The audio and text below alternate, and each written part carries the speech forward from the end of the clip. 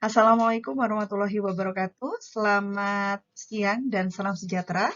Bertemu lagi dengan saya Bu Puji dalam kuliah metode numerik minggu keempat. Hari ini, saudara sekalian, kita akan belajar terkait solusi akar persamaan yang kedua. Oke, baiklah, saya akan minggu lalu kita sudah belajar terkait algoritma Horner, ya, yaitu salah satu metode untuk menyelesaikan mencari akar persamaan untuk pangkat yang lebih dari 3, ya, lebih besar sama dengan 3, atau untuk derajat yang lebih besar sama dengan 3. Nah, hari ini kita akan mempelajari beberapa akar persamaan dengan beberapa metode. Ya, yang pertama adalah pada minggu ini kita akan mempelajari 4 macam materi, gitu ya. Yang pertama, apakah pengertian dari akar persamaan itu sendiri? Ini akan kita ulas lagi. Kemudian kita akan belajar menyelesaikan akar persamaan tadi melalui metode grafik. Yang kedua, kita akan menyelesaikan dengan metode tabulasi. Dan yang ketiga, kita akan menyelesaikan akar persamaan, mencari akar persamaan suatu fungsi dengan metode Bolzano. Nah, marilah kita awali dengan pengertian dari akar persamaan. Dalam 2 pertemuan ini ya, bukan ke depan ya, dalam 2 pertemuan ini kita akan mempelajari beberapa metode untuk mencari akar persamaan. Minggu lalu kita sudah belajar metode Horner ya, untuk penyelesaian persamaan akar 3, polinomial ketiga. Nah, saat kita di SMP gitu ya, kita sudah mempelajari bagaimana mencari akar untuk polinomial berderajat 2. Ada yang masih ingat ya? Untuk polinomial berderajat 2, kita bisa menggunakan metode bah ketupat. Saya tidak akan mengulas lagi ini karena sudah lampau dan sudah pernah dipelajari. Dan kita juga bisa menggunakan formula magic, yaitu yang disebut rumus ABC. Seperti apa? Nah, misalkan untuk suatu fungsi AX kuadrat plus BX gitu ya, plus C sama dengan 0, akar-akar dari X itu dapat kita cari dengan menggunakan rumus min B plus minus gitu ya, akar B kuadrat min 4AC gitu ya, per 2A. Ini rumus ABC gitu.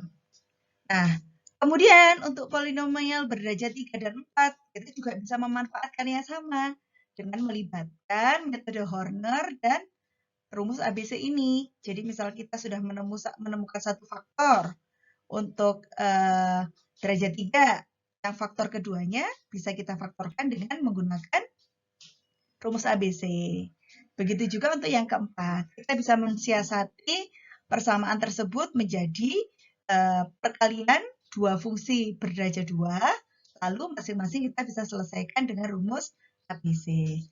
Nah, namun yang menjadi tantangan bagaimana ketika kita menemukan suatu fungsi yang berderajat 4, gitu ya. Yang berderajat 4, kita akan mempelajari dalam beberapa metode yang sudah saya sampaikan di awal. Seperti itu. Nah, cara termudah untuk mencari akar persamaan polinomial berderajat tinggi ini adalah 4 lebih besar sama dengan lebih besar dari 4 gitu ya. Yang pertama adalah menggambarkan fungsi tersebut pada koordinat kartesian.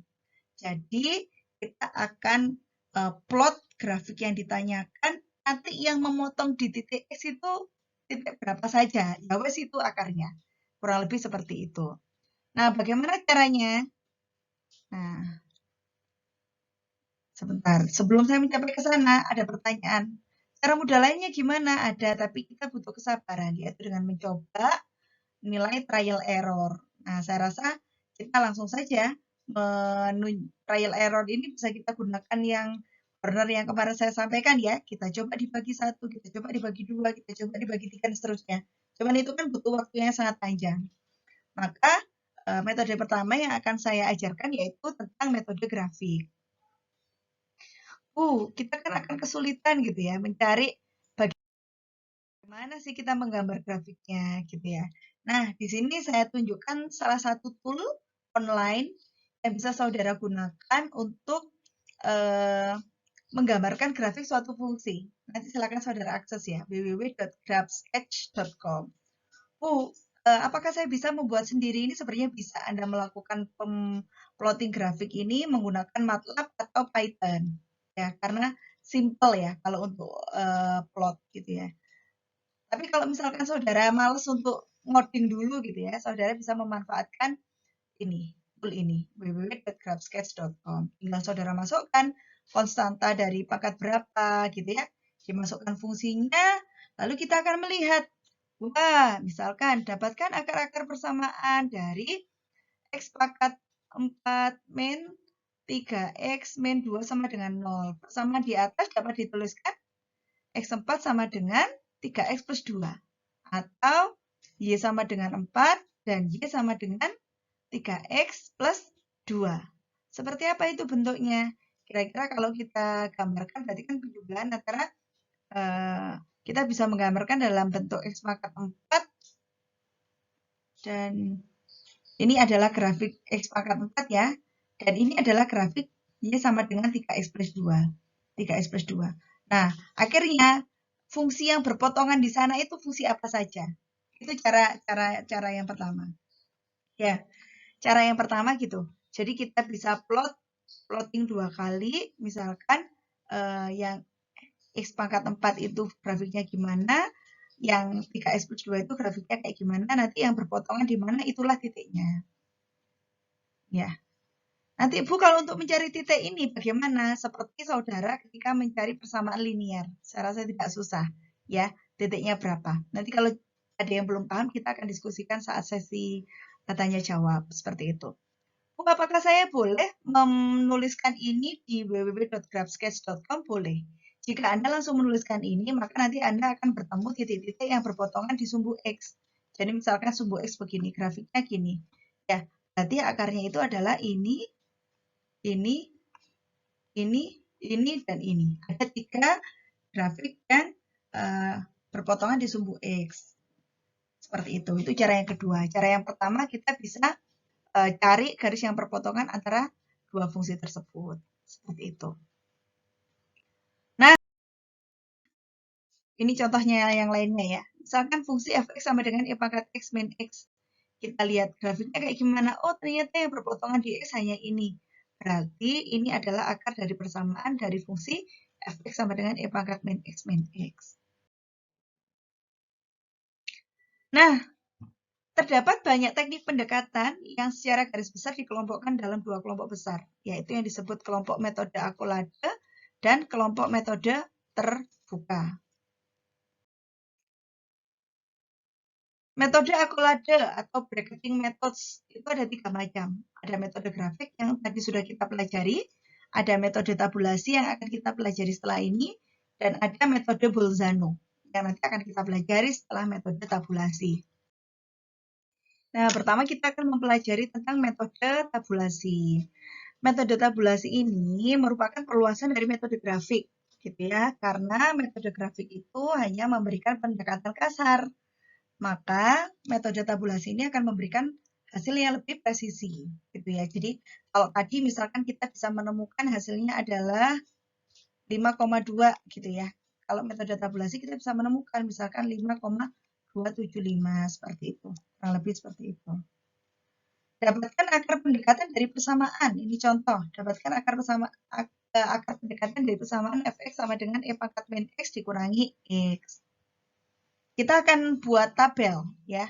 Dari kita ambil nilai x misalkan dari 0 sampai 1 gitu ya. Kita akan hitung fx-nya berapa. Anda bisa menggunakan kalkulator untuk menghitung. Pertama Anda masukkan x-nya 0, hasilnya berapa? Oh, 1. X-nya 0,1 hasilnya berapa dan seterusnya. Anda bisa gunakan Excel atau bisa gunakan kalkulator biasa. Perkiraan hasilnya itu adalah ketika kita menemukan perubahan antara hasil positif dan negatif. Di sini saya beri tanda merah. Oh, berarti hasilnya itu antara 0,5 sampai 0,6. Bisa nggak kita dekati lagi? Bisa, kita dekati lagi. Kita buat tabel lagi antara 0,5 sampai 0,6. Dimasukkan 0,5, 0,51 dan seterusnya. Kita bisa gunakan Excel atau bisa kita gunakan kalkulator Nilai-nilai X ini kita masukkan ke fungsi ini, ya. Lalu kita temukan hasil. Kita cari lagi yang perubahan tanda antara yang positif dan yang negatif. Seperti ini.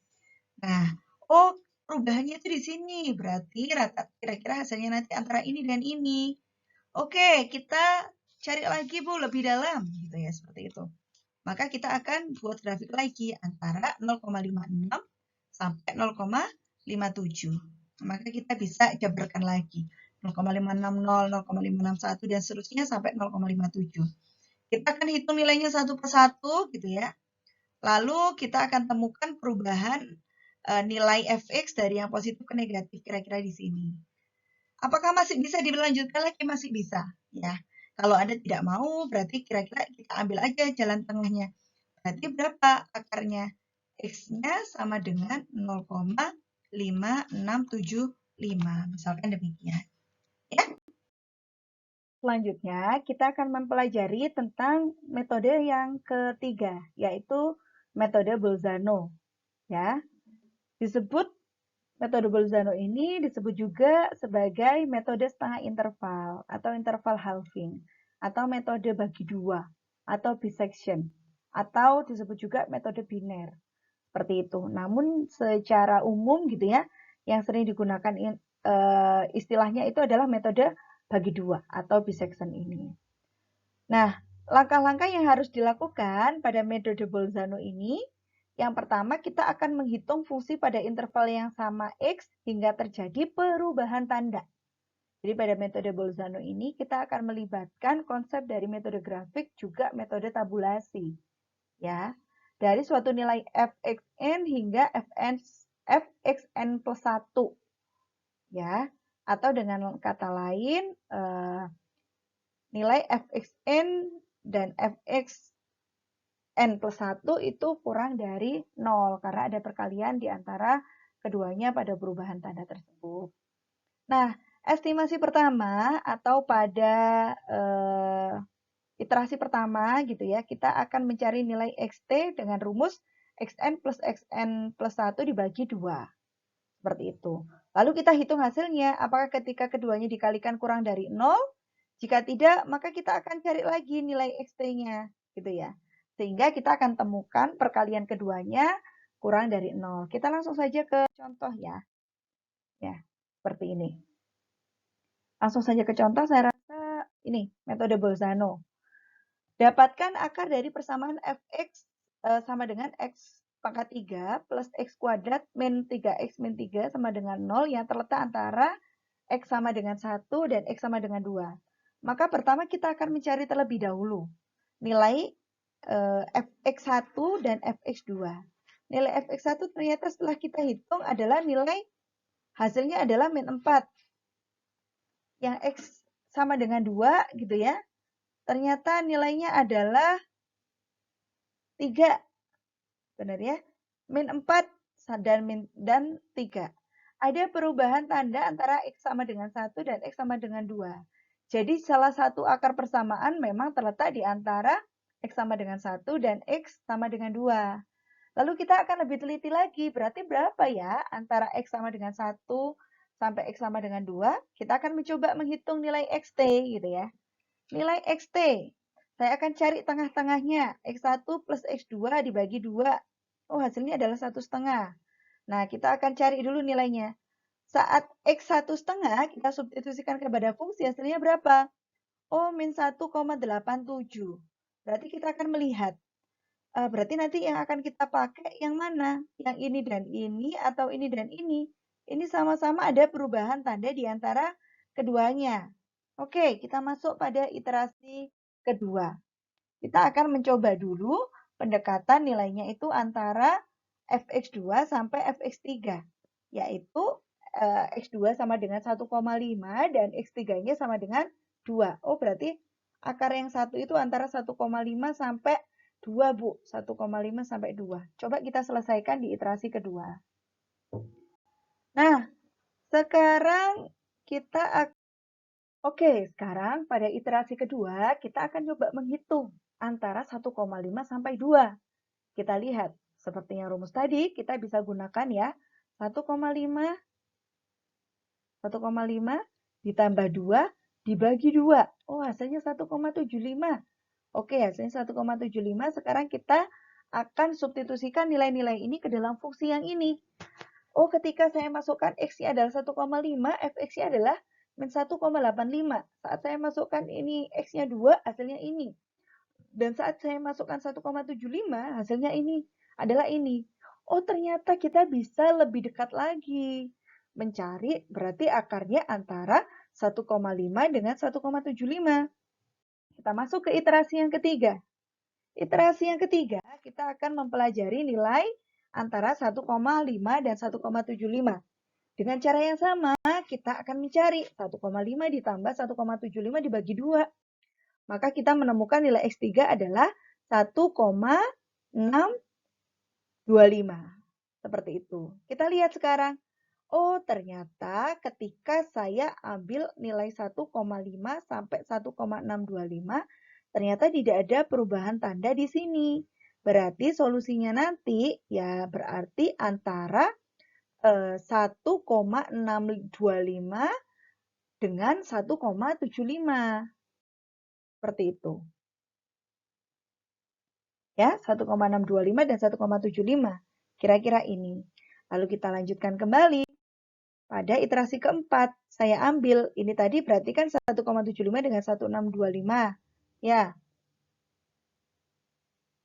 1, ini kita pakai rumus yang sama seperti tadi. XT 1,625 ditambah 1,75 dibagi 2. 1,675. Lalu kita lihat lagi perubahan tandanya. Oh, perubahan tandanya antara ini dengan ini. Antara ini dengan ini. Maka kita akan lanjutkan lagi. Kita akan lanjutkan gitu ya sampai panjang. Ini sebenarnya sekuat apa kita akan menghitung gitu ya, karena itu berkaitan dengan komanya. Tadi kita sudah menghitung sampai iterasi 5. Ini misalkan kalau kita akan kerjakan terus sampai iterasi tak hingga gitu, sampai akhirnya kita akan menemukan nilai 0. Nah, sekarang bagaimana kalau kita akan menemukan kasus yang lain? Misalkan jika fungsinya digunakan adalah fx sama dengan E pangkat min X kurang X. Tadi kita sudah mencoba menghitung dengan menggunakan metode tabulasi. Kita juga bisa menggunakannya dengan metode Bolzano atau bagi 2. Nah, tadi dengan metode grafik sudah dikerjakan, Bu. Solusinya ini. Oh, dia itu antara 0,5 hingga 0,6. Sekarang kita akan coba menggunakan metode bagi 2 gitu ya. Nah, ini sebenarnya hasilnya setelah dihitung gitu ya. Hasilnya adalah 0,56 dan seterusnya. Nah, hasil ini bisa kita gunakan metode bagi 2 tadi dengan menggunakan beberapa kali iterasi. Ya, nanti saudara bisa coba sendiri. Setelah itu kita bisa hitung errornya. Kayak gitu. Nilai error bagaimana, Bu, caranya? Sudah kita pelajari 2 minggu yang lalu. Ya, pada masalah aritmatika komputer. Oke, saudara, saya rasa untuk kuliah ini kita perlu banyak berlatih ya. Jadi silakan saudara perlu mencoba menyelesaikan masalah tadi. Beberapa latihan ini saya berikan, ini dengan menggunakan metode grafik, saudara perlu mengerjakannya. Lalu hasil ini bisa dilengkapi dengan metode tabulasi, kemudian metode Bolzano, ya, metode Bolzano. Di sini kami berikan batasan ya, sampai 4 iterasi aja, sampai 5 iterasi. Jadi berapapun hasilnya saudara cari. Itu kira-kira hasilnya di situ. Ya, sama. Ini nanti akan saya jelaskan lebih detail pada saat sesi tanya jawab. Seperti itu. Baiklah, saya tutup presentasi saya hari ini, penjabaran saya hari ini. Saya akan sampaikan kalimat motivasi dari salah satu ilmuwan internasional ya, Pak Aristoteles, bahwa pendidikan itu mempunyai akar yang pahit, gitu ya, tapi buahnya manis. Mengapa demikian? Karena seringkali prosesnya itu memerlukan perjuangan yang cukup keras, gitu ya. Namun ketika kita sudah menyelesaikannya dan kita sudah berhasil, tentu saja kita akan mendapatkan hasil yang setimbang dari perjuangan kita. Maka jangan menyerah. Sampai bertemu pada sesi tanya jawab. Saya akhiri. Assalamualaikum warahmatullahi wabarakatuh.